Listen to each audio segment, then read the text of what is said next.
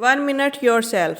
آج ہم اس کے 8ویں چیپٹر کے بارے میں بات کرتے ہیں، جس کا عنوان ہے دوسروں کی ذات اور شخصیت کی دیکھ بھال اور نگہداشت۔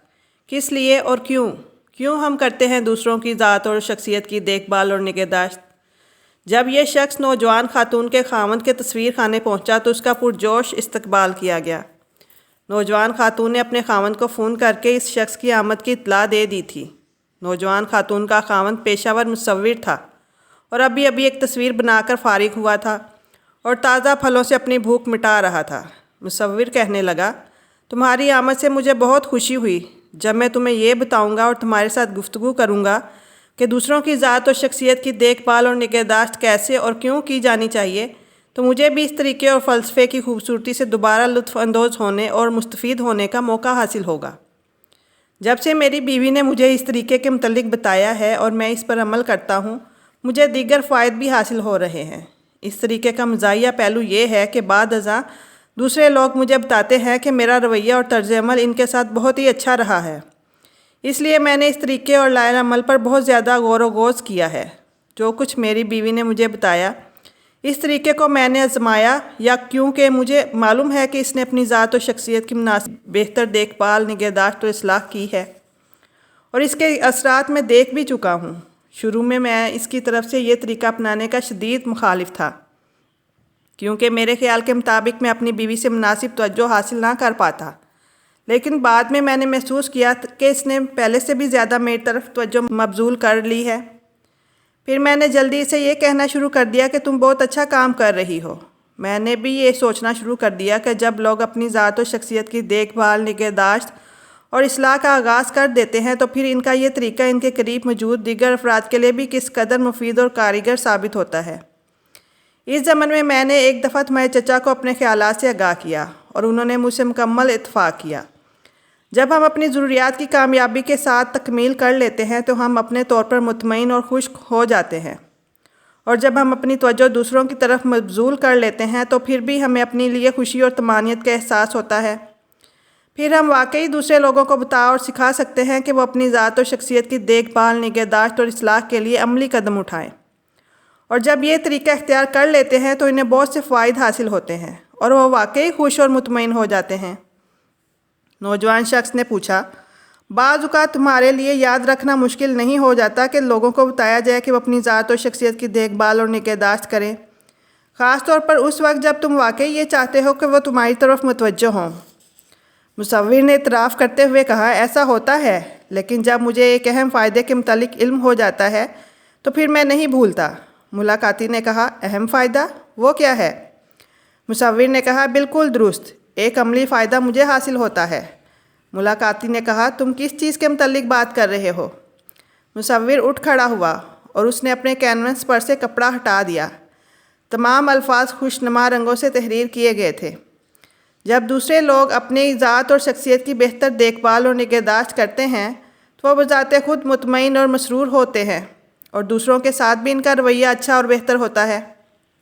یہ شخص کہنے لگا، میں نے اس طرح کبھی سوچا ہی نہ تھا، لیکن تم درست کہتے ہو۔ مثال کے طور پر میرے چچا کا رویہ میرے ساتھ پہلے سے کہیں بہتر ہے۔ مصور کہنے لگا، اس کے متعلق غور کرو، کیا انہوں نے یہ رویہ اس وقت سے نہیں اختیار کیا جب سے انہوں نے اپنی ذات و شخصیت کے ساتھ بہتر رویہ اور طرز عمل اپنانا شروع کیا ہے؟ یہ شخص کہنے لگا، بالکل درست، لہٰذا اگر میں چاہتا کہ لوگ میرے ساتھ اچھا اور بہتر رویہ اپنائیں تو پھر مجھے ان کی اس ضمن میں مدد کرنا چاہیے کہ وہ اپنے ساتھ بھی اچھا اور بہتر رویہ اپنائیں، کیونکہ اس قدر زیادہ اچھے طریقے سے وہ اپنی ذات اور شخصیت کی حفاظت کریں گے، اسی قدر زیادہ اچھے طریقے سے وہ دوسروں کی ذات اور شخصیت کا احترام کریں گے، اور یہ بہت ہی اچھا طریقہ ہے۔ مصور نے نوجوان شخص سے اتفاق کرتے ہوئے کہا، قطعی طور پر ایسا ہی ہے۔ یہی وجہ ہے کہ جب ہم دوسرے لوگوں کی اس لحاظ سے مدد کرتے ہیں کہ وہ اپنی ذات اور شخصیت کے ساتھ اچھا اور بہتر رویہ اپنائیں تو پھر بھی یہ فائدہ حاصل ہوتا ہے کہ ہم ان کی بہترین شخصیت سے مستفید ہوتے ہیں۔ میری بیوی یہ طریقہ بہت اچھی طرح سمجھتی ہے، اور جب سے اس نے یہ طریقہ مجھے بتایا ہے میری زندگی میں انقلاب برپا ہو گیا ہے، اور اس کی زندگی میں بھی ایک بہت بڑی تبدیلی رونما ہو چکی ہے۔ جب ہم اپنی ذات و شخصیت کی بہتر اور اچھی دیکھ بھال، نگہداشت اور اصلاح کرتے ہیں، اور اس وقت ہم دراصل دوسروں کے لیے اچھا اور بہتر رویہ اپنا رہے ہوتے ہیں۔ تو اس شخص نے ایک لمحے کے لیے کچھ سوچا اور کہنے لگا، تمہاری اس بات سے مجھے ایک چھوٹا سا واقعہ یاد آ گیا ہے۔ جو گزشتہ روز میرے ساتھ پیش آیا، لیکن اس واقعے کے باعث مجھے تمہاری اس بات کی اہمیت کا ادراک حاصل ہوا ہے۔ مصور نے پوچھا، براہ کرم یہ واقعہ بھی مجھے بتاؤ۔ نوجوان شخص نے واقعہ سنانا شروع کیا۔ میں اپنے گھر کے لیے کچھ خریداری کر رہا تھا۔ میں نے اپنی تسکین کی خاطر موسیقی کی چند نئی کیسٹیں خریدیں۔ میں نے یہ سب چیزیں ایک صندوق میں بند کیں، اسے کار میں رکھا اور گھر کے لیے روانہ ہو گیا۔ مجھے دیر ہو رہی تھی اور میں جلدی میں تھا۔ دکان سے نکلتے ہی میرے دل میں خواہش پیدا ہوئی کہ میں نے موسیقی کی یہ جو چند کیسٹیں خریدی ہیں ان سے لطف اندوز ہوں، لیکن اپنے اس مقصد کے لیے حصول کے لیے مجھے پہلے اپنی کار ٹھہرانی تھی، پھر صندوق کھولنا تھا اور پھر اس میں سے کیسٹیں نکالنی تھی۔ لیکن میں نے محسوس کیا کہ میرے پاس اس قدر وقت نہیں ہے۔ گھر میں بیوی اور بچے انتظار کر رہے تھے۔ پھر میں نے یہ ادراک اور آگاہی حاصل کی کہ میں اس تمام دن ہر شخص کے لیے تمام کام سر انجام دے رہا ہوں۔ پھر میں نے خود سے پوچھا، کیا اب میرے پاس ایسا کوئی طریقہ ہے جس کے ذریعے میں اپنی ذات اور شخصیت کی بہتر اور مناسب دیکھ بھال اور نگہداشت کر سکوں؟ مجھے یہ طریقہ جلد ہی مل گیا۔ پھر میں نے اپنی کار کے عقبی خانے میں سے صندوق باہر نکالا۔ اس میں سے نئی کیسٹیں نکالنی تھیں، لیکن میں نے محسوس کیا کہ میرے پاس اس قدر وقت نہیں ہے۔ گھر میں بیوی اور بچے انتظار کر رہے تھے۔ پھر میں نے یہ ادراک اور آگاہی حاصل کی کہ میں ان تمام دن ہر شخص کے لیے تمام کام سر انجام دے رہا ہوں۔ پھر میں نے خود سے پوچھا، کیا اب میرے پاس کوئی ایسا طریقہ ہے جس کے ذریعے میں اپنی ذات اور شخصیت کی بہتر اور مناسب دیکھ بھال اور نگہداشت کر سکوں؟ مجھے یہ طریقہ بھی جلد ہی مل گیا۔ پھر میں نے اپنی کار کے عقبی خانے میں سے صندوق باہر نکالا، اس میں سے نئی کیسٹیں نکالی، ان پر لپٹا ہوا کاغذ اتارا اور اپنی کار میں نصب ٹیپ ڈیک میں ڈال کر خوشی خوشی سنتا ہوا اپنے گھر کی طرف روانہ ہو گیا۔ مصور نے کہا، مجھے اندازہ لگانے دو کہ پھر کیا ہوا۔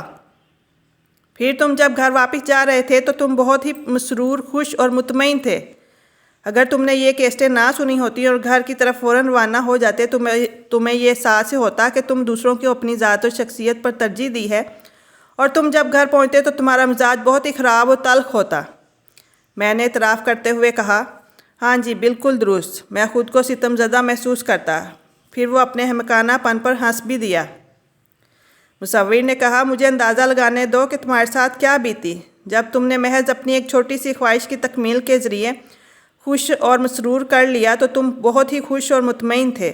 نہ صرف تم اپنے گھرانے کا خوش دلی کے ساتھ سامنا کیا، وہ بھی بلکہ تمہیں خوش دیکھ کر وہ بہت مسرور اور مطمئن ہو گئے، اور پھر تم سب نے اس شام بہت لطف اٹھایا۔ یہ شخص حیران رہ گیا اور پوچھنے لگا، تمہیں یہ سب کچھ کیسے معلوم ہوا؟ مصور نے مسکراتے ہوئے جواب دیا، میں بذات خود وہی موجود تھا، یعنی میں اندازہ کر سکتا تھا کہ وہاں کیا واقعہ پیش آیا ہوگا۔ تم ہم سب لوگوں کی مانند ہی ہو جو ایک مختلف طریقے سے یہ سب کچھ سیکھ رہے ہو۔ تم خود کو یہ سکھا رہے ہو کہ اپنی ذات اور شخصیت کی بہترین دیکھ بھال اور نگہداشت کرنے کے ذریعے دراصل تم دوسروں کو ایک تحفہ پیش کر رہے ہو، اور وہ تحفہ یہ ہے کہ تم ان کے لیے خوشی اور مسرت کا باعث بنتے ہو۔ اسی اثناء میں مصور نے اپنے نامکمل کینوس کی طرف دیکھا، لیکن اس نے اپنی زبان سے کچھ نہیں کہا۔ یہ شخص مسکرایا اور کہنے لگا، میں تمہارا مطلب سمجھ گیا ہوں۔ مجھے معلوم ہے کہ تم یہ نامکمل تصویر مکمل کرنا چاہ رہے ہو، اور میں جا رہا ہوں، اور اب مجھے زیادہ بہتر طور پر معلوم ہو گیا ہے کہ اپنی ذات اور شخصیت کی بہتر دیکھ بھال اور نگہداشت دراصل دوسروں کے لیے اچھے رویے کی اپنائیت ہے۔ یہ لائے عمل دونوں کے لیے بہترین ہے۔ تم نے میرے لیے اپنا قیمتی وقت مختص کیا، اس کے لیے میری طرف سے شکریہ قبول کرو۔ یہ ملاقات میرے لیے بہت ہی مفید ثابت ہوئی۔ پھر دونوں افراد نے مصافحہ کیا اور ایک دوسرے سے رخصت ہو گئے۔